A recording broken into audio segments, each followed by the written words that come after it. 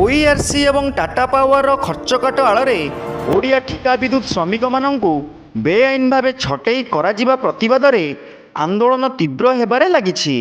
ଓଡ଼ିଶା ବିଦ୍ୟୁତ୍ ନିୟାମକ ଆୟୋଗ ଓଇଆର୍ସି ଏବଂ ଟାଟା ପାୱାରର ଏଭଳି ମନମୁଖୀ କାର୍ଯ୍ୟାନୁଷ୍ଠାନ ବିରୁଦ୍ଧରେ ଭାରତୀୟ ମଜଦୁର ସଂଘ ବିଏମ୍ଏସ୍ ପକ୍ଷରୁ ବିଧାନସଭା ସମ୍ମୁଖରେ ଚାଲିଥିବା ଗଣଧାରଣା ଆଜି ଚତୁର୍ଥ ଦିନରେ ପହଞ୍ଚିଛି।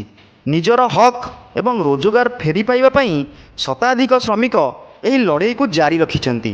ନିଜର ବିଫଳତା ଓ କ୍ଷତିକୁ ଲୁଚାଇବା ପାଇଁ ଓଡ଼ିଆ ଶ୍ରମିକଙ୍କ ପେଟକୁ ଲାତ ମରାଯାଉଛି। ସରକାରଙ୍କ ସ୍ୱଚ୍ଛ ଶାସନରେ ଏହି ଦୁଇ ସଂସ୍ଥା ନିଜର ଅରାଜକତା ଚଳାଇ ସରକାରଙ୍କୁ ଜନସାଧାରଣଙ୍କ ସାମ୍ନାରେ ବଦନାମ କରୁଛନ୍ତି। ନରେଶ ଜେନାଙ୍କ ରିପୋର୍ଟ, ଓଡ଼ିଶା ନ୍ୟୁଜ୍।